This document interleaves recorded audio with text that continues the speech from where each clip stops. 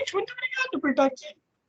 Não imagina de nada, é um prazer, para mim é uma alegria imensa estar podendo participar aí e compartilhar a experiência aí com os internautas, né? Então, eu vou me apresentar, depois vocês se apresentam. Opa aí, pessoal, bem-vindos ao Invitas Podcast, meu nome é Lourenço Franzati, e estamos aqui com o Carlos Calçavara. Cara, se apresenta para o pessoal, fala o que tu faz e quem que você é. Bom, eu sou escultor, né? Eu trabalho com escultura, minha especialidade é escultura sacra em madeira, e eu utilizo as técnicas tradicionais de douramento com folha de ouro e policromia com materiais orgânicos e minerais, que são técnicas já milenares, né, que vêm sido desenvolvidas aí desde o Antigo Egito, né, sobre a pintura sobre madeira, né? Então a gente faz todo o trabalho tal como eles faziam aí nos séculos passados, né, inclusive no período barroco. E aí eu criei esse resgate técnico aí, né, de usar essa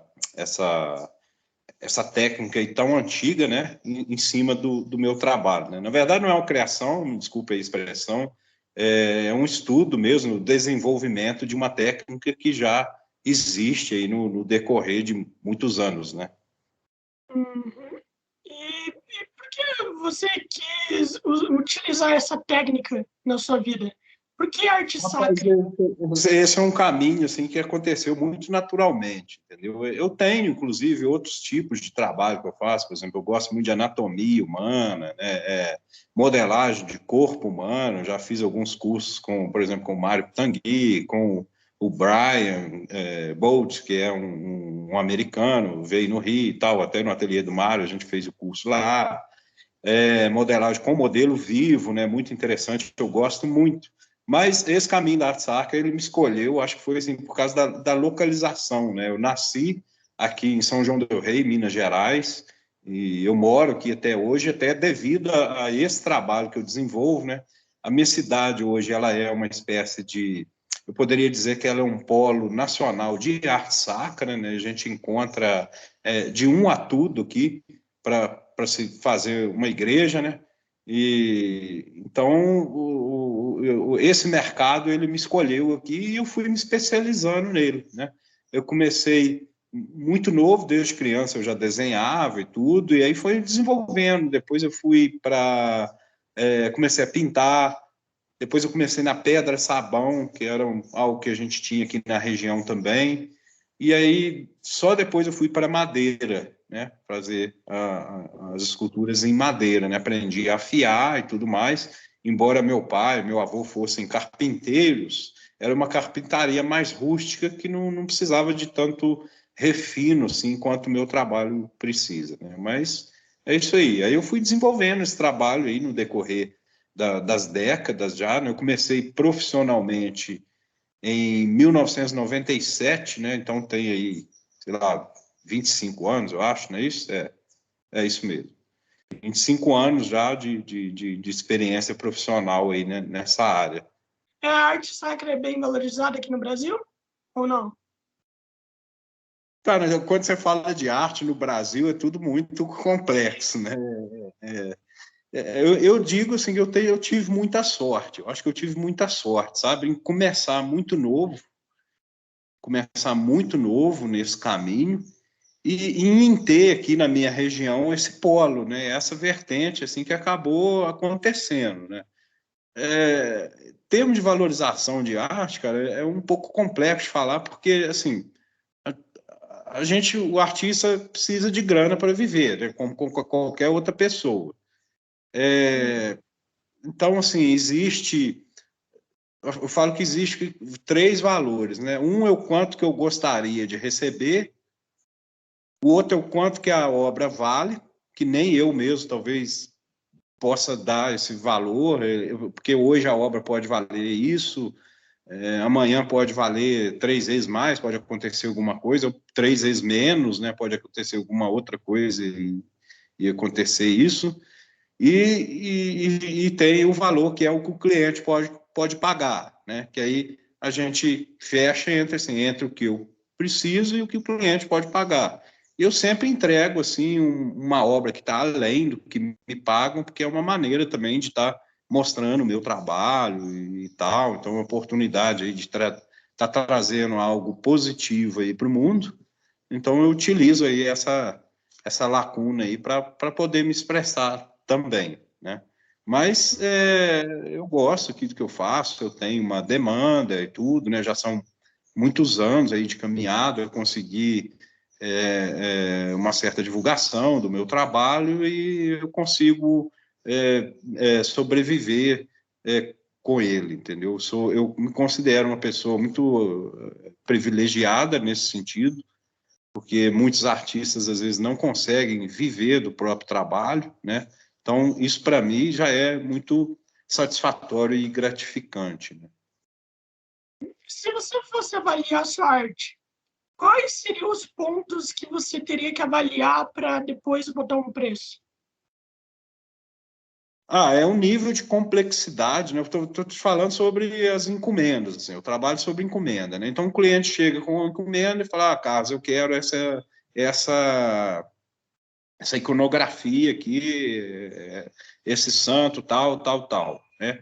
Aí eu vou analisar a complexidade do trabalho, né? Se ele tem muitos detalhes a serem feitos, tanto a nível de escultura quanto a nível de pintura, né? De douramento e pintura.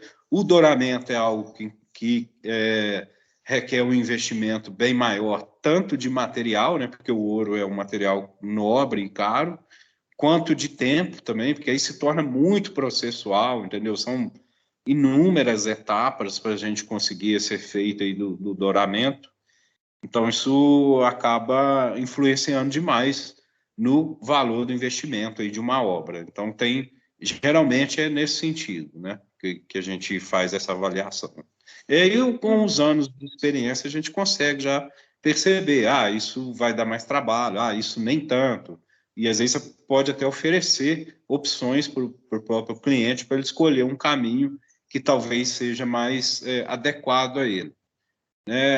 Existe aquela questão que nem sempre eles têm as devidas condições de fazer aquele investimento, né? Mas aí a gente faz um financiamento também para poder o trabalho fluir e tudo mais, né? Às vezes são obras muito demoradas, né? Algumas demoram até anos para ficarem prontas, né? Então a gente parcela esse valor aí no decorrer do trabalho. Qual foi a obra que você mais demorou para fazer? A obra que mais demorou para me fazer é uma boa pergunta, eu vou te explicar por quê. Nesse processo, eu dependo muito, às vezes, do Uhum. clima ambiente, entendeu? Por exemplo, se estiver chovendo demais e eu estiver trabalhando com pintura, o tipo de tinta que eu preciso usar para chegar no acabamento que eu quero, ele depende de um tempo mais seco para secar mais rápido. Então, às vezes, tem dia que, assim, se o clima estiver quente, no outro dia eu consigo trabalhar, se não, se estiver chovendo demais, só daí a 4 dias, cara. Então, vai variando. E eu dependo também de muitas outras pessoas também que me ajudam no meu trabalho. Por exemplo, eu dependo de marceneiro, eu dependo de ajudantes aqui que me ajudam num trabalho mais maquinal, mais manual, de lixar mesmo, né, de dar certos tipos de acabamento. Então, assim, existe essa dependência, né, desses fatores e dessas pessoas que acabam, às vezes, levando o trabalho a gente tem uma dificuldade em mensurar assim, quanto tempo realmente vai gastar. Eu sempre jogo a mais, né, um tempo a mais do que eu pretendo gastar, né, na obra ali, no trabalho, mas eu não julgo também esse prazo como algo a definir o resultado final. Por exemplo, assim, se eu precisar de mais tempo para entregar um trabalho melhor, eu uso esse tempo, entendeu? Eu prefiro sacrificar um pouco mais de tempo para poder entregar um trabalho melhor do que entregar um trabalho medíocre no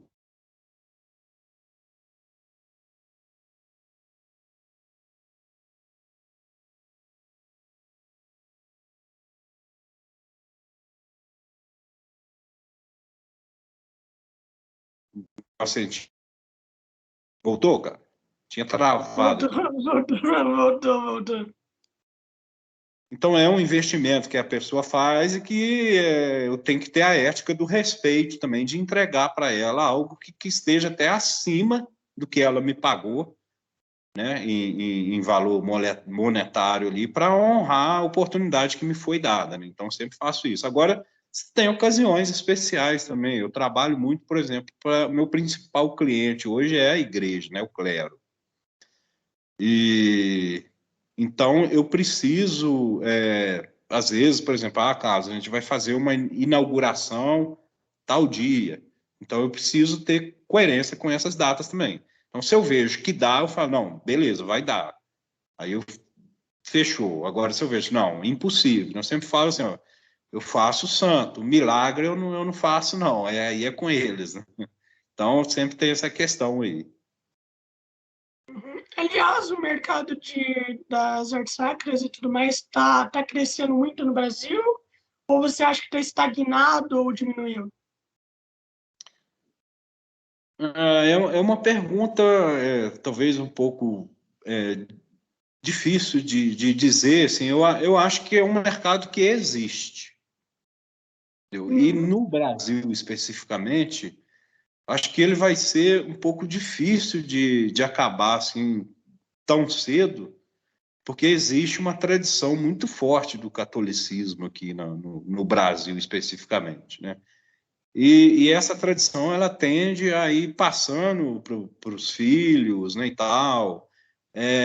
Os pais geralmente eles vão passando isso de alguma maneira, a própria vida mesmo, às vezes ela nos encaminha a acreditar em algo, né, acima do material, né, como como amparo assim emocional para a própria existência mesmo, né? Então as pessoas tendem a fazer isso até por tradição, né? Então eu acho que no Brasil isso tende a continuar assim por um certo período, né? Não sei dizer até quando, né? Isso não tem como a gente saber. Eu acho que a tendência talvez é acompanhar lá fora, né? E se isso acontecer, um dia vai acabar, porque lá fora isso vai diminuindo cada vez mais. Eu sinto que isso vai diminuindo, né? A igreja vai perdendo força lá fora e continua aqui nos países, por exemplo, aqui da América Latina, por exemplo, é muito forte, né? Uhum. Mano, é uma pena, né, velho? Por conta que é uma arte muito boa. É uma arte muito bonita e muito complexa. Mano, é Cara, eu maravilhoso. acho que assim, a igreja ela sempre foi a matriarca das artes, entendeu? De todas as artes, né? Ela sempre deu, eu acho que ela foi a primeira instituição a perceber o poder das imagens, o poder da imagem em si, de qualquer tipo de imagem, de uso da imagem, como instrumento no caso aí, de evangelização, né? Mas como instrumento de propagação de uma crença. Então, por exemplo, hoje o marketing faz isso muito bem, né? O marketing se apropria das imagens para poder divulgar um produto, divulgar uma ideia e tudo mais. A igreja foi a primeira instituição que eu acho que percebeu isso, entendeu? E ela sempre patrocinou as artes, né, e o desenvolvimento dela, né, como técnica e como expressão também. No entanto, que qualquer historiador de arte ele precisa saber, no mínimo, mitologia greco-romana e cristianismo judaico-cristão, cara, Antigo e Novo Testamento, que é a história da arte aí antiga, até muito pouco tempo atrás, ela é calcada nisso, né? Nessas vertentes aí. Então, eu acho que a igreja sempre teve esse papel, né? Mas o mundo segue também a sua natureza aí de desenvolvimento, né? A gente vive eras que começam, que terminam, que voltam, né? São ciclos. Você teve, a igreja já teve certos declínios em alguns momentos, depois ascendeu novamente, né? Então, acho que isso é o caminhar da história do mundo aí mesmo. Se eu quisesse começar a fazer arte sacra, o que eu teria que fazer e como eu teria que treinar também? Se você quisesse iniciar na arte sacra, Sim. cara, eu acho que a primeira coisa que você precisa tipo, se o desenho, tecnicamente, eu vou falar tecnicamente, o desenho é a base de qualquer arte visual. Então, primeiramente, precisa saber desenhar. E, através do desenho, estudar essas representações, né, seja copiando, ou seja, observando. Eu sempre dou esse conselho para as pessoas, né, que chegam até mim. É observar o máximo que você puder de obras de arte. Todas, tudo, tudo. Por exemplo, assim, eu não me prendo só à arte sacra. Eu tenho uma formação também acadêmica, né? Eu me formei aqui na Universidade Federal de São João del Rei em, em artes aplicadas, com ênfase em cerâmica, né? Que foi outro material mais recente na minha carreira. Mas, assim, o curso me deu uma noção, assim, do que é arte, assim, muito mais abrangente, né? Então, eu tenho, assim, uma admiração pela arte contemporânea, pelas várias vertentes aí que a gente tem das artes, até pela própria história da arte, né? Então, você passa a ter uma amplitude muito maior. Então, quanto mais a gente vê, cara, quanto mais você puder observar, ter acesso e beber nessas fontes, melhor é, porque a gente funciona por uma absorção inconsciente, cara. Você vai ver aquilo ali, sua cabeça vai, sua mente vai absorver aquilo ali, e num outro momento que você estiver fazendo, né, produzindo, ali tem que treinar muito também, aquilo vai voltar inconscientemente, você não vai nem perceber, de repente você fez aquilo que está lá no quadro do Velázquez, do Caravaggio, sei lá o que, sem nem pensar naquilo você fez. Uhum. Cara, como que foi para você fazer a sua primeira arte? Qual que foi a sensação de você terminar a sua primeira arte? O que foi? Por conta que é uma coisa complicada de se fazer, né? Demora muito tempo. Então deve ter sido uma sensação incrível. Você ouviu o que eu falei? Por conta que tinha travado. Não, não. Repete aí, Ah, Fábio. tá. Eu perguntei qual que foi a sensação de você fazer sua primeira arte. Por conta que leva muito tempo, né? Leva tempo, então deve ter sido uma sensação muito satisfatória.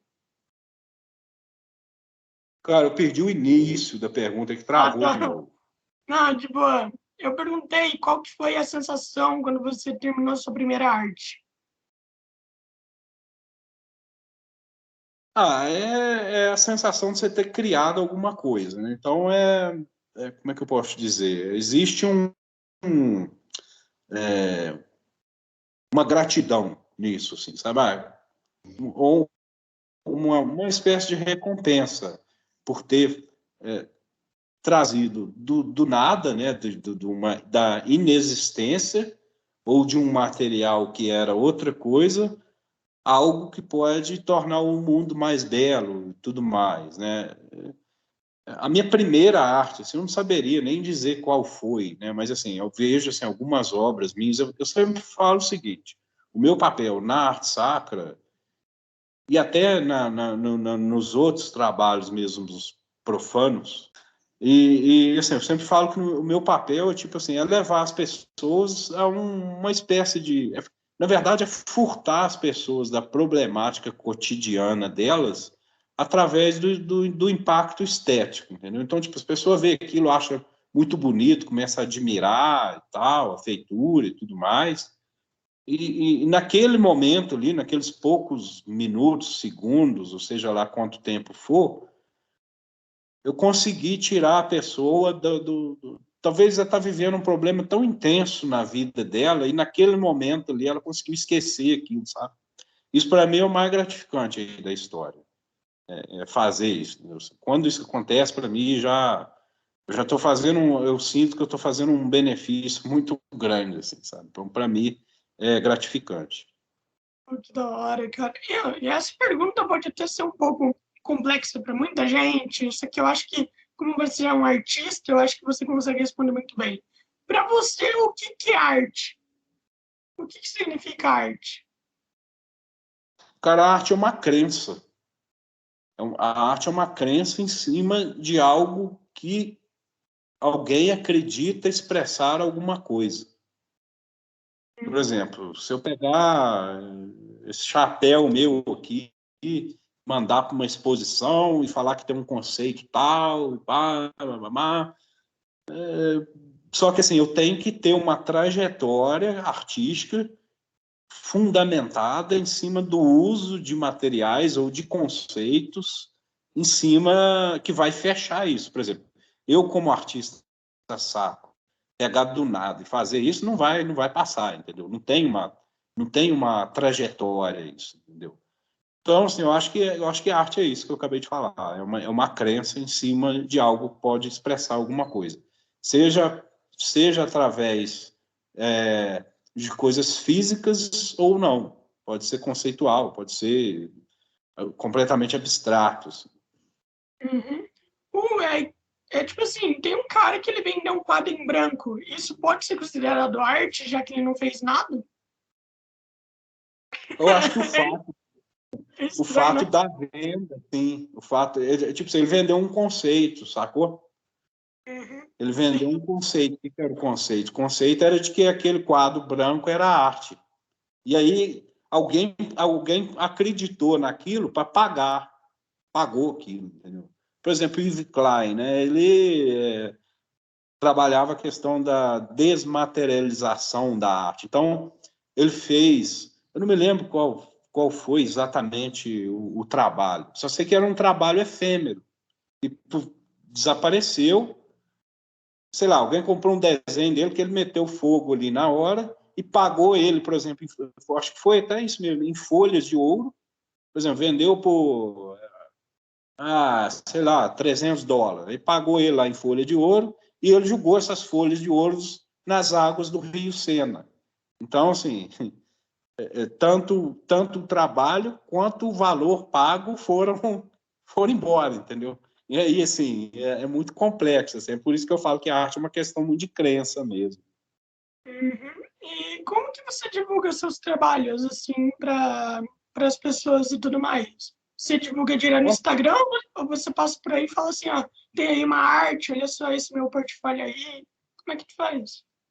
Não, mas eu uso mais as redes sociais mesmo, internet e tal, principalmente Instagram, que é o que eu mais movimento e tal, mostro os passo a passo, processo. YouTube, às vezes eu coloco vídeos, como é que eu posso dizer, ensinando a própria técnica também. No Instagram também eu tenho lá uma abazinha só de dicas e tudo mais. Então, eu trabalho com esses dois, né, cara?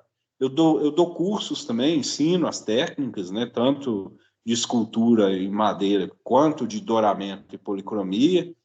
E aí eu estou, assim, o curso virtual eu já tenho, eu trabalho aqui também uma vez no mês, nesse momento, né, que a gente está gravando aqui, estamos em fevereiro de 2022, nesse momento. Eu abro o ateliê uma vez no mês, durante 3 dias, para curso de escultura em madeira individual, só faço individualmente, né? E eu gosto, cara, também de propagar isso. Né? Então, a internet, para mim, é uma ferramenta de divulgação e comunicação. Agora, a melhor maneira de divulgar o trabalho é trabalhando, né? É produzindo o trabalho para você ter o que mostrar, né? Cara, assim, a gente sabe que para um artista no Brasil é muito complicado, mas mais complicado ainda é você ser um artista novo no Brasil tentando, tentando arrumar um emprego. Eu acho bem difícil isso. Então, curte o que você tem para galera nova que quer começar nesse ramo, para conseguir o primeiro trabalho. É o seguinte, cara, eles falam assim que Michelangelo bebeu leite de pedra, né? Porque ele foi praticamente nasceu no meio do mármore e tal. Aí tinha serrava o mármore, saía aquela água branca, então falava que era o leite. Aqui nós tiramos o leite de pedra, né? Você tem que pegar a pedra e tirar o leite dela. Então, assim, você tem que acreditar, cara. Eu, por exemplo, assim, a minha família é de formação muito humilde, meus pais vieram de colonização italiana aqui na região. Então, meus avós eram agricultores, minha mãe foi servente escolar, meu pai foi pedreiro e carpinteiro, então, assim, não tinham formação escolar nenhuma e nem muito menos cultural para saber o que é arte. Então, para eles foi muito complexo, assim, aceitar essa coisa de eu desenvolver um talento artístico, né? Obviamente eles queriam que eu fosse médico, queriam que eu fosse militar, eu tivesse algum tipo de carreira mais sólida, mas eu sempre dei o murro ali na ponta da faca até conseguir, cara. Muitas pessoas acreditaram em mim, né, nesse momento. Eu sempre fui muito tímido, assim, e na época não tinha internet, cara. Não tinha internet. Os veículos de divulgação da época eram impressos, né? Eram jornais, revistas, e era muito difícil você conseguir uma publicação em um desses veículos assim na época, né? Então, eu acho que assim, o melhor conselho é produzir, cara. O trabalho ele vai seguir o caminho que ele tem que seguir. Ele vai colocar o artista onde ele tem que estar. Eu acho que é por essa via, sabe? A gente precisa produzir, precisa acreditar e produzir, né? É uma espécie quase que de necessidade, cara. Então acontece naturalmente. Agora você não pode também esconder o trabalho, tem que mostrar, senão não vai adiante.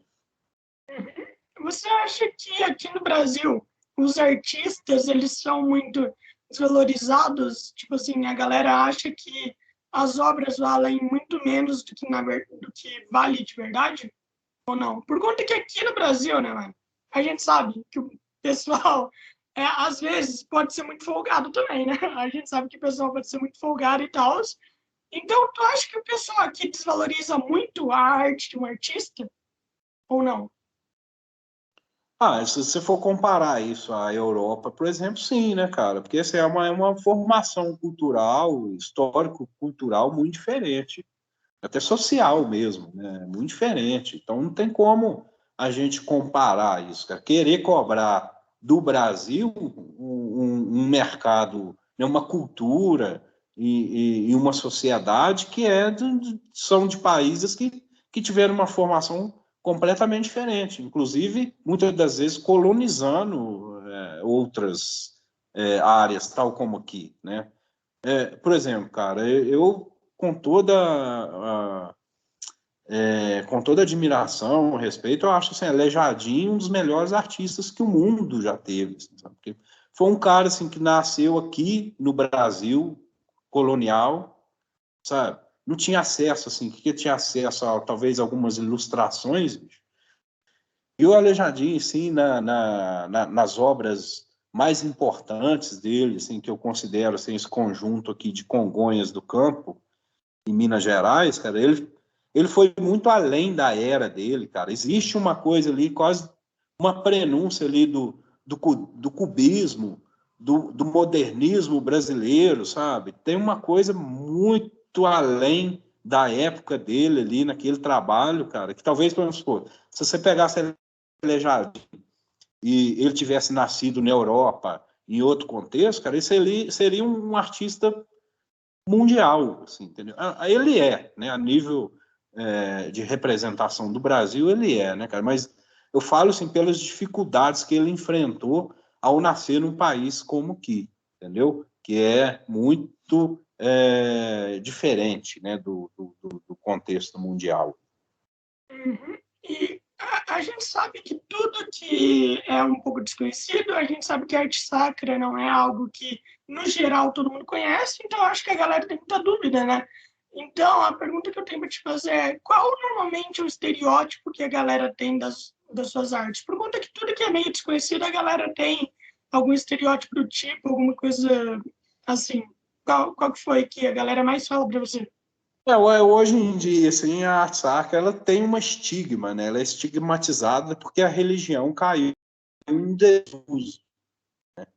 Então, ela sofre esse estigma, como se fosse algo ultrapassado, tal. Tem toda essa coisa. Isso aí já não... Isso é coisa de séculos passados e tudo mais.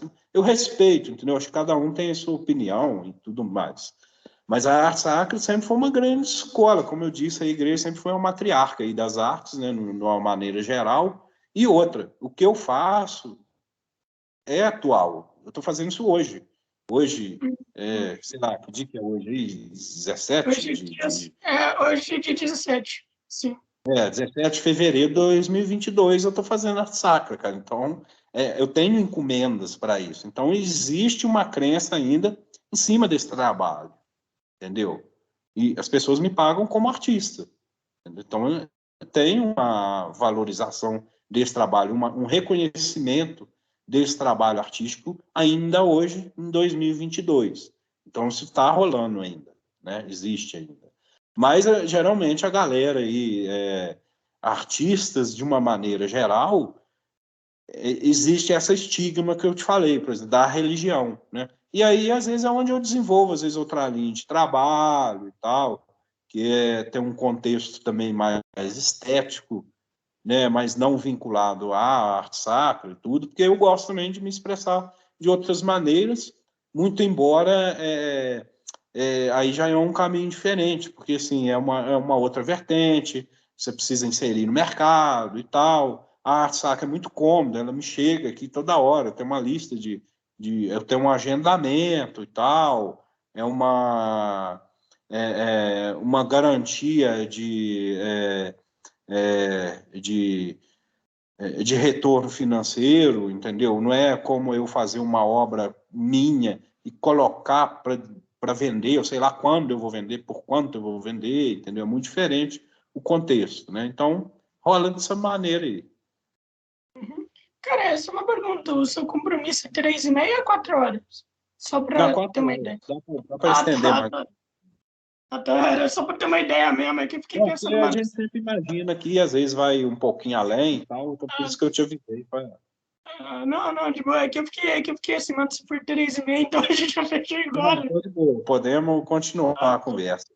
beleza, beleza. Mano, normalmente, todos os artistas, eles têm uma equipe por trás, é artista grande e tal, ou eles trabalham sozinhos? Depende do tipo de produção, cara. Pintor, geralmente, trabalha sozinho, né? Escultor, às vezes, tem. A gente precisa, por exemplo, no meu caso, eu não tem como eu abrir mão de um marceneiro, cara. Eu preciso de máquinas, eu preciso de conhecimento de marcenaria, que hoje, por exemplo, eu já tenho com a experiência do decorrer dos anos, mas eu não gosto de operar essas máquinas porque eu acho muito perigosas e tal, então eu prefiro um trabalho que eu prefiro terceirizar. A certo tipo de acabamento também eu gosto de terceirizar e outras etapas também. O que eu faço? Assim, muitas pessoas chegam até mim buscando um caminho artístico, buscando um aprendizado, ou buscando algum tipo de caminho entre as artes, né? Então, eu vejo essa pessoa, o que ela tem de talento? Ela sabe pintar, ela tem uma aptidão manual bacana, e aí eu encaixo essa pessoa aqui e vou dando a ela a oportunidade também de conviver aqui com o ambiente de trabalho artístico, com todas as etapas de projeto, início, meio e fim de uma obra tal como essas aqui que eu faço e tal, para poder a pessoa até entender e ter uma experiência, falar assim, é isso mesmo que eu quero, essa direção que eu acho que vai me atender. Então, geralmente são pessoas que estão de passagem, assim, né? E me ajuda muito, a gente tem, assim, um reconhecimento, uma relação bem bacana uns pelos os outros, né? São pessoas que geralmente são amigos meus, se tornam nos tornamos amigos, né? Existe uma confiança em si, e é muito legal, cara. Eu gosto de fazer isso. Gosto muito de fazer isso. Se eu tivesse assim, uma demanda bem grande mesmo, e se eu tivesse mais pessoas assim. Eu gostaria de montar uma guilda, né, que era uma coisa maior, assim, até para as pessoas terem uma direção, conhecer, pegar o trabalho, ter uma oportunidade de começar ali. Eu mesmo já trabalhei aqui, foi o único serviço assim de carteira assinada que eu tive por um mês na minha vida, que foi num cara que trabalhava com cantaria, né, que são aquelas são ornamentos de pedra, né? Então eu trabalhava lá nas pedras e tal para aprender. Foi uma experiência legal para mim, entendeu? Mas eu vi ali naquilo que falei assim, não, isso não é o meu caminho, eu prefiro outra coisa e tal. Então, isso aí eu acho que dá muita oportunidade para as pessoas que querem seguir uma carreira artística, entendeu? E eu acho bacana isso. Então, hoje tem muita tecnologia, né? Por exemplo, posso modelar aqui alguma coisa, escanear com um scanner 3D e jogar numa fresadora digital que vai fresar isso em madeira ou vai fresar isso em aço inox, se eu quiser, entendeu? Sumiu aí a Então, câmera. de novo. Oxe, peraí, deixa eu fazer de novo. Ok, voltou. Tô aqui, mano, Agora, tipo, é que é o Skype, né? Você falou isso, é o Skype, né? eu Mano, não tenho hábito de usar essas coisas. Vamos lá. ninguém usa direito. É. E, mano, cara, se você não tivesse seguido pro ramo artístico, você acha que você seria o que hoje em dia? Cara, eu acho que eu seria médico. Eu gosto muito de medicina, eu gosto muito de corpo humano, eu gosto muito de anatomia humana, sabe? Eu acho que eu seria médico. E essa sensação também de ajudar outra pessoa, né? O mais difícil é lidar com isso, é lidar talvez com a perca, né? Mas é entender o funcionamento do corpo humano e poder, como é que eu posso dizer ali, ressanar algo que está errado, cara, curar algo que está errado, eu acho muito legal. Assim. Eu ia para medicina. Eu gosto muito, inclusive. Psicologia também, eu gosto muito, sabe? Então, tem essas áreas aí. Uhum. Quem, quem que foi a pessoa que mais te ajudou, assim? Quem que foi o seu sensei em tudo? Ah, meu amigo, eu não vou usar aqui, citar nome, não, porque eu tive a ajuda de muitas pessoas, sabe? Então poderia ser injusto aí com algumas delas aí, se eu não as mencionasse, sabe? Então, se eu sei que se alguma dessas pessoas estiverem vendo esse vídeo em algum momento e elas vão saber, ele está falando de mim, e estou mesmo.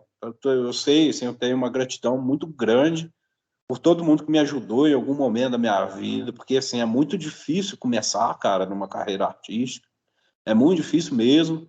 Então, se foram muitas pessoas que me deram oportunidades, que tentaram me ajudar, algumas conseguiram, outras talvez não, né? Então, assim, são caminhos que a gente vai trilhando e o que eu gosto de fazer assim, é passar isso que eu recebi adiante. Muitas dessas pessoas falavam, quando eu ia agradecer, elas falavam isso comigo. Eu falei, assim, não, você não tem que me agradecer, você tem que passar isso adiante. O que eu fiz por você, você faz por outra pessoa, você vai ter essa oportunidade. Então, é o que eu faço, cara, e é bacana essa recíproca aí, é, esse giro aí de que as coisas vão dando, né? Uhum. Quantas artes você faz por ano? Quantas obras? Quantas obras? A arte também é obra também, tá? Ah, depende, cara.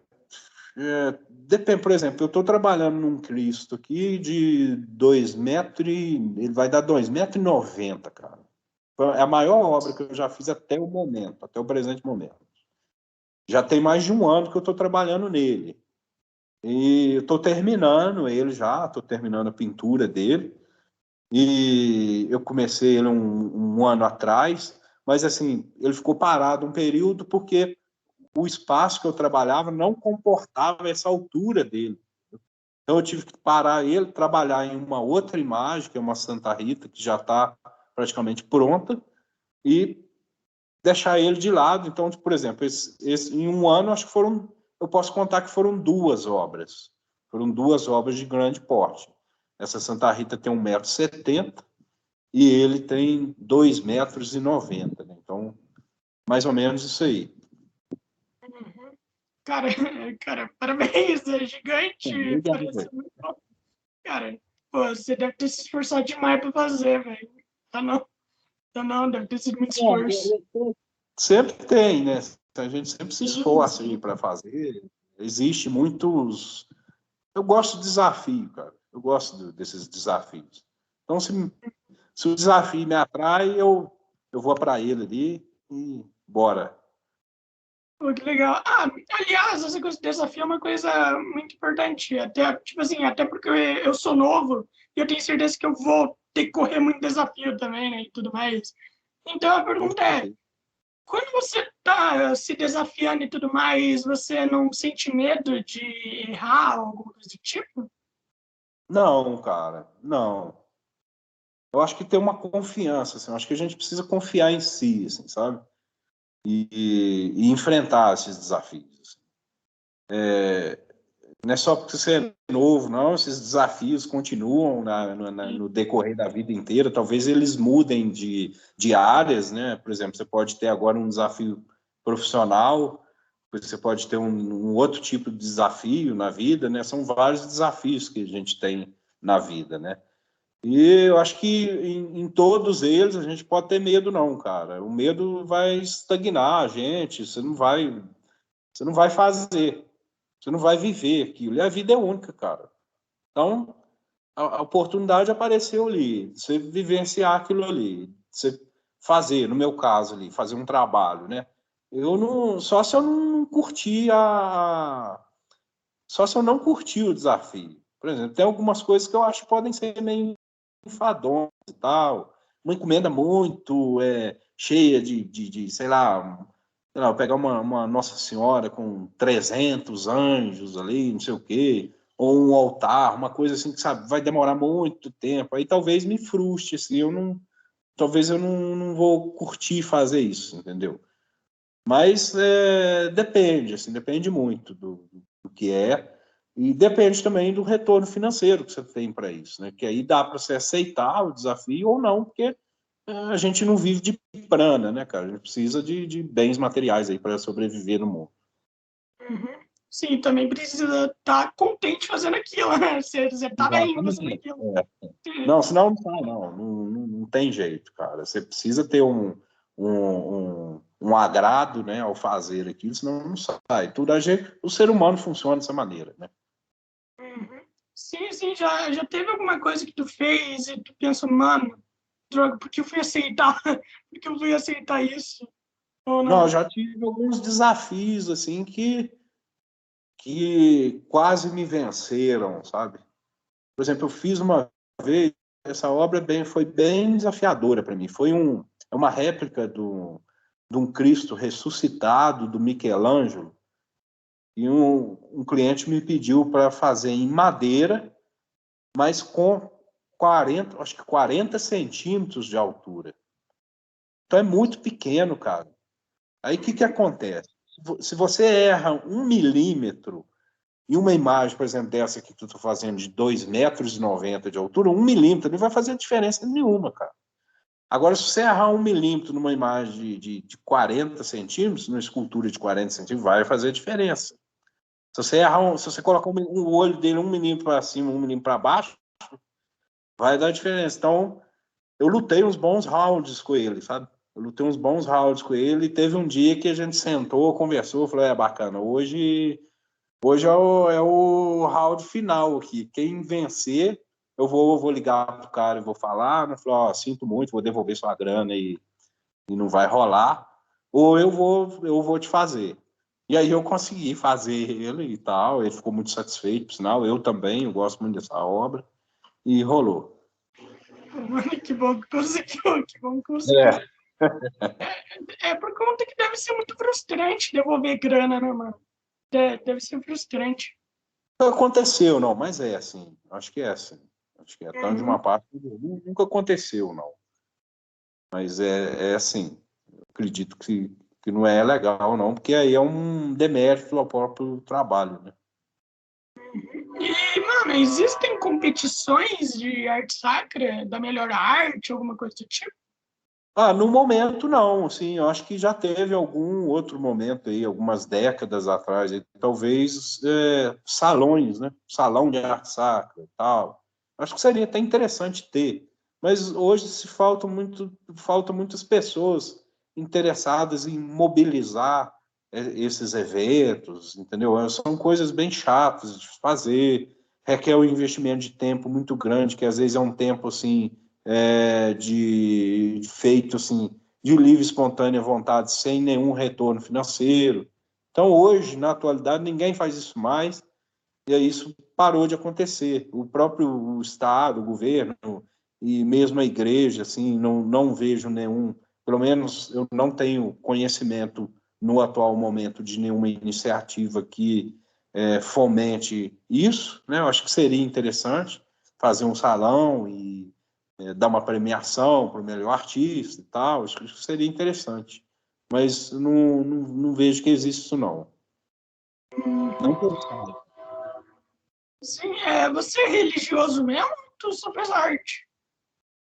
Cara, eu sou cristão. Sou cristão. Eu gosto do cristianismo, então procuro seguir aí a ética, né, dentro do cristianismo, né, de praticar o bem, né, não praticar o mal, e tal, não levar o mal adiante.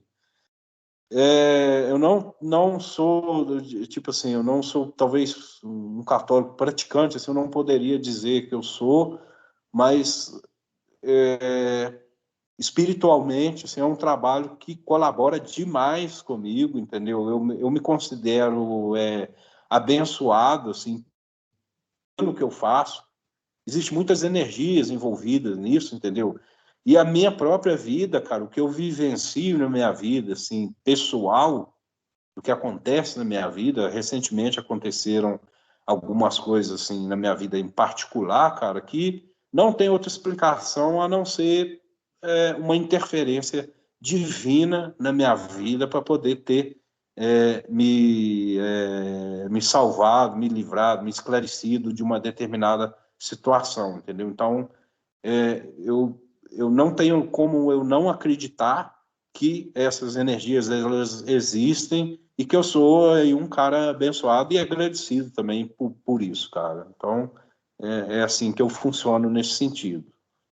Que da hora, mano, que da hora. É demais.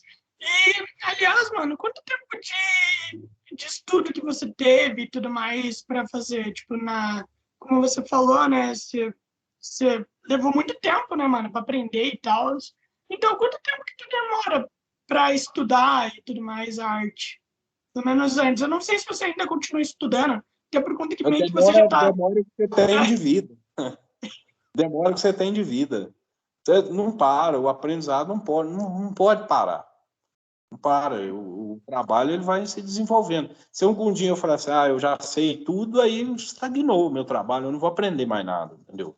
Então, até essa questão de eu ensinar, de eu dar os cursos, eu sempre falo que é o seguinte, cara, é uma troca muito grande. Por exemplo, eu ensino uma coisa para 10 pessoas diferentes. Mas no convívio com essas 10 pessoas, cada uma delas vai me ensinar, no mínimo, mais uma coisa diferente. Então, eu passo a ser uma célula, núcleo de conhecimento que vai distribuir e captar conhecimento, entendeu? Então, é quase um coração, cara. Você vai bombeando aquilo, conhecimento, né? É legal demais essa experiência e tal, de passar também o conhecimento, porque você está revendo e desenvolvendo as melhores maneiras para poder passar isso, sabe? É muito bacana. E você falou que você tem um curso e tudo mais. Faz quanto tempo já que você fez esse curso? Eu comecei a oferecer cursos em 2018. Foi em 2018 eu dei o primeiro curso de douramento aqui. Eu tinha um ateliê no centro histórico da minha cidade. Depois eu dei alguns cursos em São Paulo, curso de escultura em madeira em São Paulo, foi muito bacana, tive uma demanda bem bacana com artistas, inclusive já consagrados aí nas artes aí e tal. Aí depois veio a pandemia e tudo, eu fui trabalhando, fiz o curso de douramento e policromia para trabalhar online, né? Então, tem esse curso hoje gravado. Estou gravando no momento de escultura em madeira, né, para soltar também online, para o pessoal que às vezes não tem a possibilidade de vir até aqui pessoalmente, né? E vou levando dessa maneira. Em algum outro momento, talvez eu volte com os cursos presenciais, mas assim, exige uma logística muito grande de espaço, de infraestrutura. Então é muito trampo, sabe? É muito trampo. É difícil encontrar um lugar legal que eu possa fazer isso e tudo. Tem uma demanda. Talvez isso aconteça, talvez eu vou oferecer só por aqui na minha cidade mesmo, no meu próprio estúdio, que eu acho mais cômodo também. Uhum. Você tem algum objetivo, não objetivo, mas você algum dia pensa em se aposentar da arte ou não? Não, aposentar da arte, não. O dia que eu parar de trabalhar, eu prefiro não estar nesse plano aqui mais, não. Aí eu já prefiro ir embora mesmo, cara. Eu acho que o que me mantém aqui é isso, cara. Eu gosto disso. Eu vejo que a minha missão aqui é essa. Todo mundo tem sua missão, né? Na verdade, nossa missão é fazer aquilo que o agora determina. Por exemplo, estou aqui conversando com você nesse momento. A minha missão é fazer isso da melhor maneira possível. Então, estou aqui cumprindo minha missão. Minha pia está cheia de vasilha. Minha missão é lavar vasilha. Mas, assim, você tem uma coisa maior, que é o trabalho, que vai ocupar um bom percentual aí da sua vida inteira, né? Então, acho legal fazer uma escolha que você tenha condições de levar isso com muito prazer e muita alegria. Uhum. Quais são as suas regras? Sabe, porque que tudo tem uma regra, né? Quais são as suas, né, nas suas obras? Assim, quais são as regras que você se impõe? Como assim? Não entendi muito bem. As regras, por conta que tudo tem uma regra, né? Qual é a regra que você coloca para você na hora de você trabalhar? A regra é fazer o negócio bem feito, cara. Acho que a minha regra principal é essa aí. Eu sou muito chato, muito exigente a nível de qualidade, sabe? Então, se ficou mal feito, eu já cheguei, cara. Eu não sei se você conhece as etapas para poder preparar uma obra de madeira para ela receber folha de ouro, por exemplo.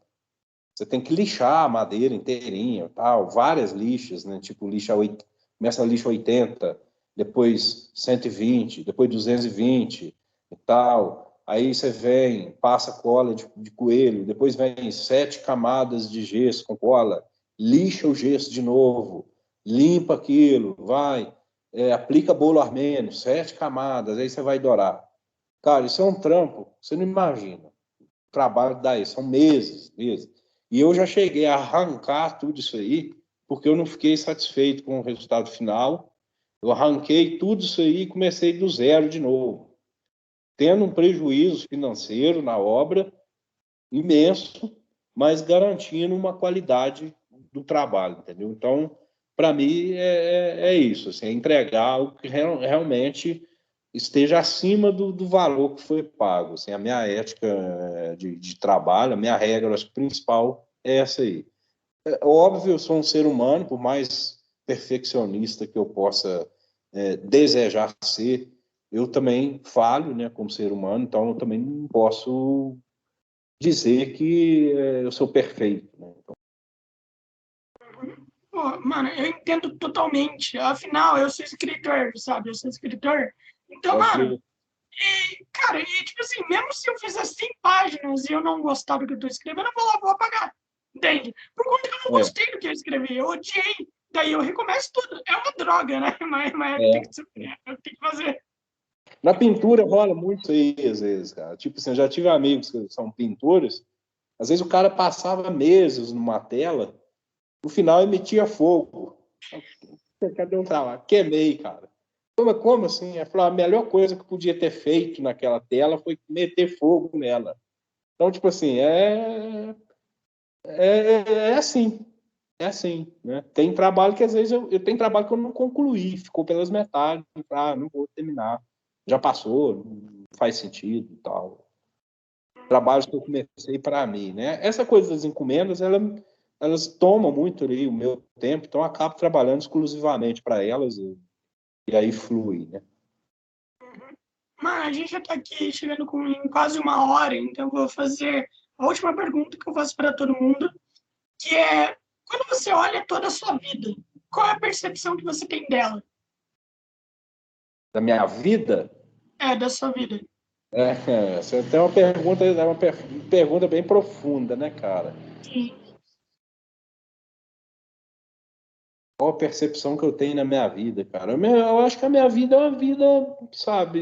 Eu sou muito agradecido, cara, pelo que eu vivo, muito embora, assim, eu acho a vida uma experiência muito louca, sabe? Muito, não sei, talvez muito da ilusão, muito individualista, né? Essa coisa do ego, tem muitas coisas, né? Eu acho que eu ficaria mais de uma hora respondendo essa pergunta sua aí, ou talvez mais de um dia até, né? Conversando sobre isso. Mas eu acho que assim, a vida é uma experiência que a gente deve aí, tentar colher o máximo de proveito dela, né? Das experiências que ela nos oferece, né? E a gente tendo a ética e comportamental de não estar também prejudicando outras pessoas, né? E talvez auxiliando no decorrer desse processo, muito embora a gente tem que também saber respeitar quem talvez tenha uma formação que o conduz para um caminho diferente desse tipo de pensamento, né? Então, eu vejo a minha vida como algo que está sendo construído, entendeu? Assim, eu não posso dizer, minha vida é isso, a minha vida é aquilo. A minha vida está em construção. Então, o que eu te responder hoje pode mudar daqui a 30 segundos e tal. Eu acho que a gente está sempre em evolução, sempre aberto a essas novas experiências de aprendizado aí da vida, né? E tentando buscar e absorver o melhor possível disso, né? Acho que é isso, cara. Ai, cara, ótima resposta, ótima resposta. E, cara, então é isso, a gente vai acabar por aqui. Eu espero muito que tenha valido seu tempo. Espero que tenha valido. Valeu, bom demais, cara. Gostei muito do papo aí, foi muito bacana. Eu vejo que você também tem uma amplitude, um horizonte aí de pensamento aí, né? Além, até inclusive porque você é escritor também, você deve ter muitos contatos, né, com essa parte aí mais sensível da vida, né, da filosofia da vida mesmo, né? Então, acho importante isso também na vida do ser humano. Acho que as artes, de uma maneira geral, elas abrem essas portas, às vezes, nas pessoas comuns, né? E eu sempre falo também que é legal, por exemplo, no meu trabalho de arte sacra, porque eu tô colocando a arte pessoas em contato com a arte, pessoas que talvez nunca iriam entrar numa galeria de arte, ou num museu, ou em lugar nenhum. Ela vai na igreja, cara. Ela vai na igreja, entendeu? E aí ela vai ter contato com algo que, de repente, vai sensibilizar ela de alguma maneira. Então, eu acho que esse é o papel do artista, sensibilizar as pessoas, né? Parabéns aí pelo seu trabalho também. Desejo aí sucesso aí no seu trabalho, seja aqui nos podcasts, seja na sua carreira, tal como você a trilhar. E precisando aí tuas ordens, espero, né, que em algum momento a gente possa se esbarrar novamente em alguma conversa. Foi Ah, uma mano, honra, um prazer imenso, uma alegria muito grande aí poder estar participando aí. pô, mano, aliás, fala pro pessoal onde pode te encontrar, suas redes sociais e tudo mais, daí a gente Isso é encerra. bom. Isso é importante, bem lembrado. Sempre me esqueço disso. Ali o Instagram é a melhor maneira ali de acompanhar o meu trabalho, né? @Carlos Calçavara, né? Facebook eu movimento menos, né? E tem ali no YouTube também, eu sempre ponho algum videozinho ou outro, mas o Instagram é o principal ali, onde eu mais divulgo. Então, no Instagram a pessoa entra no site, tem os contatos lá também, o WhatsApp e tudo mais, mas nem sempre a gente consegue responder a todo mundo, né? Porque é muita gente que entra em contato, é muita coisa, direct, são muitas redes sociais, muitos contatos, às vezes são coisas muito superficiais, né? A gente tenta também dar uma preferência para o e-mail, né? Que geralmente é uma coisa mais sóbria, mais séria, e que está lá também no site, né? www.carloscalçavara.com.br, né? E estamos aí para poder auxiliar aí quem a gente conseguir, poder levar aí alguma coisa benéfica para as pessoas. Então é isso, muito obrigado e tenha uma ótima tarde.